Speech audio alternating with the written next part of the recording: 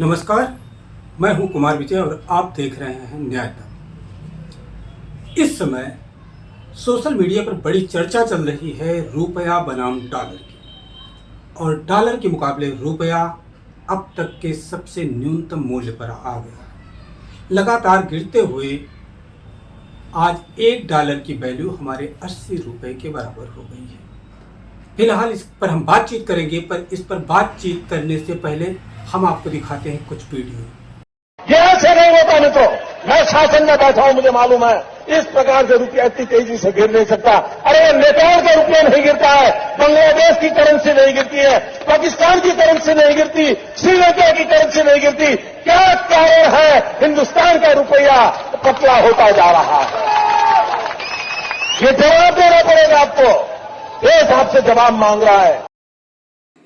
कल सेंसेक्स का लुढ़कने के बाद रुपए ने इस तरह से फिसलना शुरू किया, इस तरह से गिरना शुरू किया कि 67 रुपए से फिसलता फिसलता फिसलता रात को 68.89 पर आकर खड़ा हो गया। कल तो टीवी लगाने से डर लग रहा था, क्योंकि हर आधे घंटे बाद 10 पैसे गिर जाते थे, 50 पैसे गिर जाते थे, 60 पैसे गिर जाते थे। ये वीडियो भारत के आज के प्रधानमंत्री नरेंद्र मोदी का है कि वीडियो कभी भारत की विदेश मंत्री रही सुषमा स्वराज का है।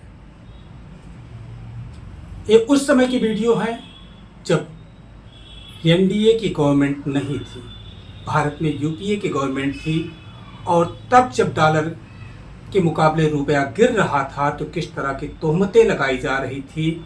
और आज स्थिति ये है कि जब डॉलर के मुकाबले रुपया गिर रहा है तो सरकार के मुंह से चू तक की आवाज नहीं सुनाई पड़ रही। जैसा कि आपने देखा, प्रधानमंत्री नरेंद्र मोदी का एक बहुत पुराना वीडियो इस समय सोशल मीडिया पर जमकर वायरल हो रहा है, जिसमें वो कह रहे हैं कि सिर्फ रुपए की वैल्यू नहीं गिर रही बल्कि देश की प्रतिष्ठा गिर रही है। ये बातें वो तब कह रहे थे जब कांग्रेस की सत्ता थी। उस समय देश के प्रधानमंत्री मनमोहन सिंह थे। मनमोहन सिंह, जिन्हें दुनिया में बेस्ट इकोनॉमिस्ट के रूप में जाना जाता है, बेहतरीन अर्थशास्त्री के रूप में जाना जाता है। भारत ही नहीं बल्कि विदेशों में भी उनकी अर्थ समझ का डंका बजा करता है। उन पर वर्तमान के प्रधानमंत्री उस समय जब वो प्रधानमंत्री नहीं थे तब तमाम तरह के आरोप लगाया करते थे। और आज जब रुपया गिरता जा रहा है, गिरता ही जा रहा, सतत गिर रहा है, तब कुछ भी बोलने को तैयार नहीं, पूरी सरकार कुछ बोलने को तैयार नहीं। रुपया जब गिरता है तो उसका हम सब के जीवन पर क्या प्रभाव पड़ता है? दरअसल दुनिया भर में जो खरीद फरोख्त होती है, जो जिस मुद्रा की कीमत सबसे ज़्यादा होती है, जो सबसे ताकतवर होता है, लगभग उसी में पूरी दुनिया में खरीद फरोख्त होती है। तो ऐसे में डॉलर सबसे ताकतवर पोजीशन पर है और सबसे ज़्यादा उसी में खरीद फरोख्त होती है। उसका प्रभाव ये पड़ता है कि जब कोई चीज़ अमेरिका से जब हम उसे हमारे यहाँ इंपोर्ट किया जाता है तो जो $1 की वस्तु है वो हमारे यहाँ आकर के तत्काल ही 80 रुपये में तब्दील हो जाती है। अब चूँकि इस समय एक तरफ दुनिया में तेल का बड़ा संकट चल रहा है, खासतौर पे रूस और यूक्रेन युद्ध की वजह से तेल का बड़ा संकट है, और हम तेल, इलेक्ट्रॉनिक प्रोडक्ट्स और गैस जैसी तमाम वस्तुएं हैं, यहाँ तक कि हमारे अपने आयुध संसाधन भी हम विश्व बाजार से खरीदते हैं, जिनको खरीदने के लिए हमें डॉलर की ज़रूरत होती है। और जब डॉलर में हम खास तौर पे तमाम वस्तुओं के साथ तेल खरीदते हैं तो महंगा तेल भारत में आता है, और जब तेल महंगा आता है तो वो सारी वस्तुओं के मूल्य में वृद्धि कर देता है, क्योंकि जो भी वाहन हमारे संसाधनों को, वस्तुओं को एक जगह से दूसरे जगह पहुंचाते हैं, उनकी निर्भरता ट्रकों पर होती है या तेल से चलने वाले अन्य ईंधन वाहनों पर होती है।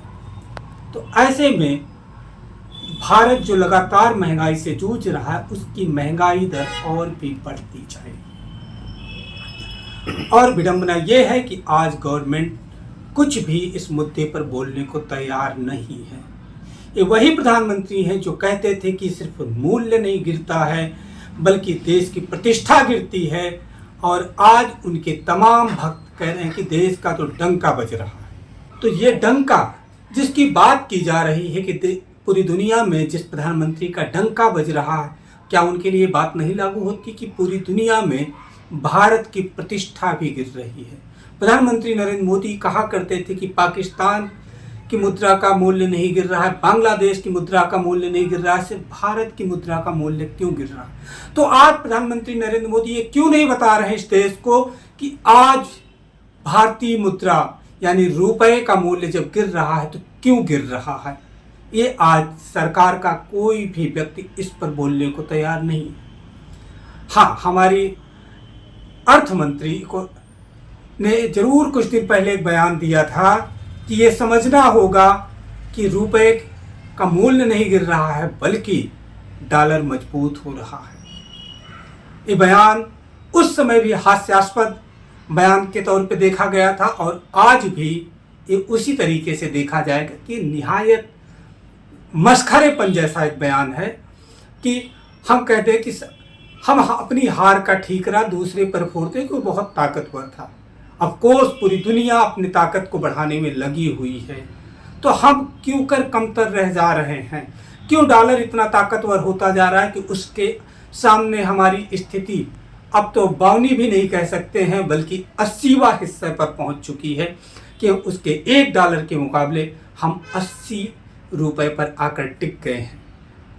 इसका प्रभाव आने वाले समय में हमारे यहाँ बेरोजगारी पर पड़ेगा, महंगाई पर पड़ेगा।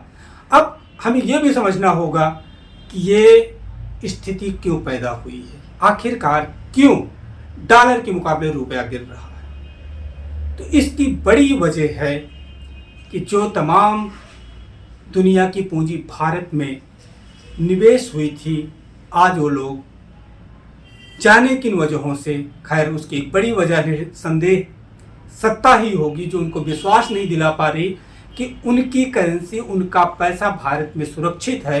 ये विश्वास सरकार उनको नहीं दिला पा रही, इस डर से वो अपने पैसे का निवेश रुपए में और भारत में करने के बजाय अमेरिका और डॉलर में कर रहे हैं, जिसकी वजह से भारत में जो निवेश के लिए आया हुआ पैसा था वो सीधे सीधे अमेरिका की तरफ भाग रहा है। और उसके भागने का ये प्रभाव हुआ है कि हमारी औकात गिरती जा रही, हमारी यानी हमारे रुपए की औकात लगातार गिरती जा रही है। और विडंबना ये है कि सरकार इस पर कुछ भी बोलने को तैयार नहीं है और जनता को भी खास तौर पे ये समझना होगा, खासतौर पे जब ये चुनावी समय चल रहा हो। इस समय भी कई प्रदेशों में विधानसभा के चुनाव चल रहे हैं, उत्तर प्रदेश में उपचुनाव चल रहे हैं।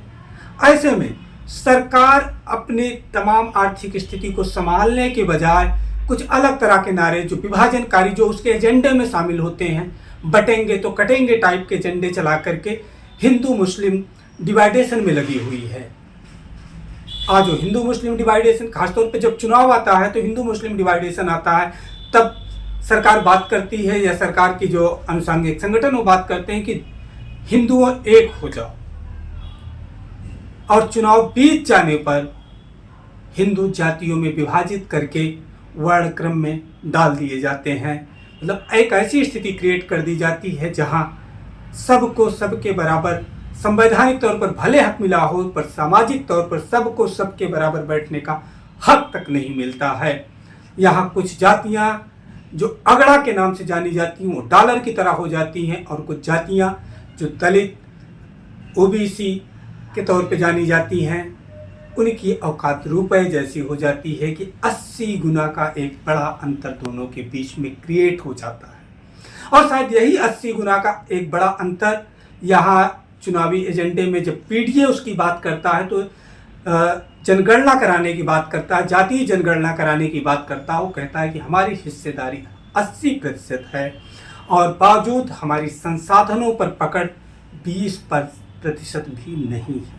तो अब ये समझना होगा कि किस तरीके से जब सरकार से बात की जाती है, मांग की जाती है कि वो सबकी हिस्सेदारी सुनिश्चित करे, और ये हिस्सेदारी सुनिश्चित तभी हो सकती है जब देश में जातीय जनगणना हो। लेकिन सरकार कतई नहीं चाहती है, सरकार का पूरा प्रयास अब तक रहा है कि देश में जातीय जनगणना के आंकड़े सामने ना आ सके। क्योंकि जब जनगणना के आंकड़े सामने आएंगे तो जो जातियां या हर जाति अपने संख्या के अनुपात में अपने लिए संसाधनों की मांग करेगी। और आज स्थिति ये है कि जो 20% अगड़ा समाज है उसके हाथ में संसाधनों का बड़ा हिस्सा चला जा रहा है। यह कहना गलत नहीं कि लगभग 80% संसाधन आज 20% लोगों के पास हैं। 80% आबादी आज भी अपने हक से बहुत हद तक मरहूम है। उसका एक छोटा सा हिस्सा है जो समानांतर कहीं ना कहीं 20% के साथ चल पा रहा है, लेकिन बाकी शेष हिस्सा आज भी अपने हिस्से की न जमीन पा रहा है, न नौकरी पा रहा है, न बाकी कई संसाधनों पर उसकी कोई हिस्सेदारी बन पा रही है। तो आज स्थिति डॉलर और रुपए की जो है उसी तरह की स्थिति भारत में दलित ओबीसी जातियों की हो चुकी है।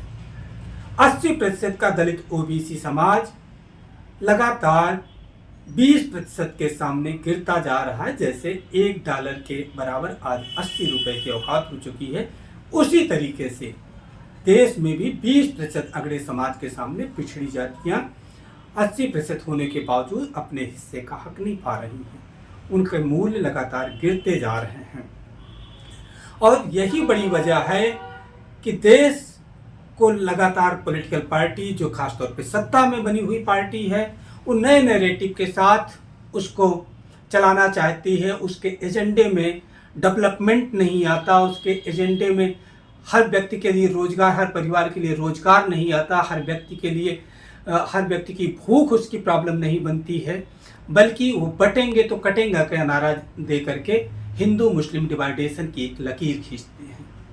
तो उसी तरीके से आज रुपया जब गिर रहा है तो देश की प्रतिष्ठा भी धूमिल हो रही है दुनिया के सामने। जैसा कि प्रधानमंत्री नरेंद्र मोदी पहले भी इस देश को चेताते रहे हैं कि जब रुपया का मूल्य गिरता है तो देश की प्रतिष्ठा गिरती है, लेकिन आज जब वो प्रधानमंत्री है तो इस पर बोल भी नहीं रहे हैं कि आज भी देश की प्रतिष्ठा वैसे ही गिर रही है। माननीय प्रधानमंत्री जी, आप भी अपने भाषण को सुनिए और जनता को जवाब दीजिए। जब आज आप प्रधानमंत्री हैं तो देश की जो प्रतिष्ठा धूमिल हो रही है अमेरिकी डॉलर के सामने, उसके लिए जनता से आप क्या कहेंगे, क्या बताएंगे, क्यों महंगाई बढ़ती जा रही? आखिर आप भी तो अब इस पर कुछ बोलिए। फिलहाल ये है आज डॉलर और रुपए की एक लड़ाई जो बिल्कुल उसी तरह चल रही है जैसे भारत में अगड़ा बनाम पिछड़ा और दलित की लड़ाई चल रही है। फिलहाल न्याय तक के साथ बने रहने के लिए धन्यवाद। चैनल को लाइक और सब्सक्राइब जरूर करिए।